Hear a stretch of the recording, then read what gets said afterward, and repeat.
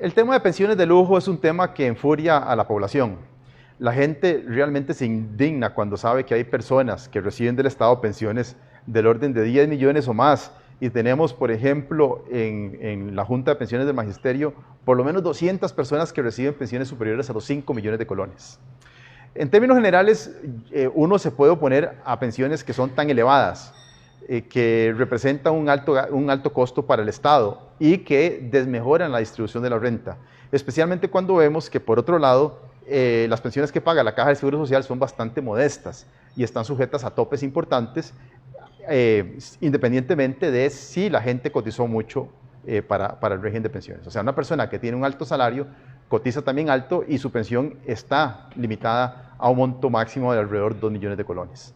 Para recibir una pensión de 2 millones de colones en la Caja, yo tengo que cotizar con 5 millones. Para recibir una pensión de 5 millones en este sistema de pensiones de lujo, en muchos casos, con cotizar 5 millones una sola vez es suficiente para recibirla. Entonces, en términos generales, estamos opuestos a ese tema de pensiones tan elevadas. Las pensiones del Estado no tienen que servir para enriquecer a la gente, sino para cumplir la misión de que las personas tengan una vida relativamente cómoda cuando se retiren. Sin embargo, hay que hacer hincapié en dos cosas. En primer lugar, las pensiones de lujo no son el principal problema de pensiones del país. Ustedes pueden limitar las pensiones de lujo, tienen ciertas limitaciones legales, pero el monto que se van a ahorrar no va a ser un monto muy significativo. O sea, no va a permitir al Estado solucionar todo el problema alrededor de las pensiones. Hay que hacerlo, pero no es suficiente. En segunda instancia, hay que tener también claridad de que estas pensiones altas, que llamamos pensiones de lujo, que el parámetro son aquellas pensiones superiores a 2.3 millones, estas pensiones altas ya tienen cargas sociales. Tienen cargas sociales, además tienen cotizaciones especiales que pueden reducir estas pensiones hasta en un 50%. ¿Por qué un 50%? Bueno, resulta que la Sala Constitucional ha dicho que ese es el monto máximo que se puede reducir la pensión bruta que recibe una persona, basado en una mala interpretación de un convenio con la OIT, un convenio internacional al cual Costa Rica está suscrito, se llama el convenio 102, que menciona, digamos, en ese convenio en realidad un porcentaje del 40%. La Sala Cuarta ha asimilado ese convenio y dice que como máximo se puede reducir un 50% mediante cargas como impuestos sobre la renta, las mismas cotizaciones que algunos sistemas de pensiones le mantienen a los trabajadores pensionados y contribuciones especiales que se han creado para las pensiones elevadas. Entonces, legalmente ya tenemos una restricción de cuánto pueden disminuir estas pensiones. No pueden reducirse más del 50%. Uno podría afirmar de que aquí hay un conflicto de interés, porque los mismos magistrados cotizan para un sistema de pensiones que es de privilegio y van a recibir pensiones elevadas porque tienen salarios elevados y lo máximo que se les va a reducir a esas pensiones es ese 50% que ellos mismos han establecido. Bueno, ahí ciertamente hay un conflicto de interés sobre esa decisión. Pero lo que quiero también mencionar es que existen ya pocas posibilidades de seguir reduciendo esas pensiones si se mantienen esos criterios de la Sala Cuarta. ¿Por qué razón? Porque ya se han pasado diferentes leyes que van limitando los beneficios y los montos que se anuncian en la prensa son los montos brutos, no los montos netos.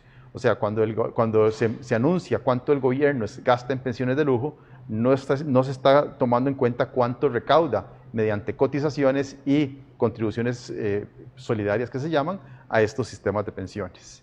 Aún así, es algo a lo cual hay que ponerle atención. Estos regímenes surgen de leyes creadas principalmente en los años 40 en este país, algunas sobre empleados públicos que trabajaban en instituciones específicas, como el Ministerio de Hacienda, Telégrafos, Correos, el Ministerio de Obras Públicas y Transportes, etcétera. Y otras están vinculadas al sector de educación, que son las pensiones administradas por la Junta de Pensiones del Magisterio, o JUPEMA.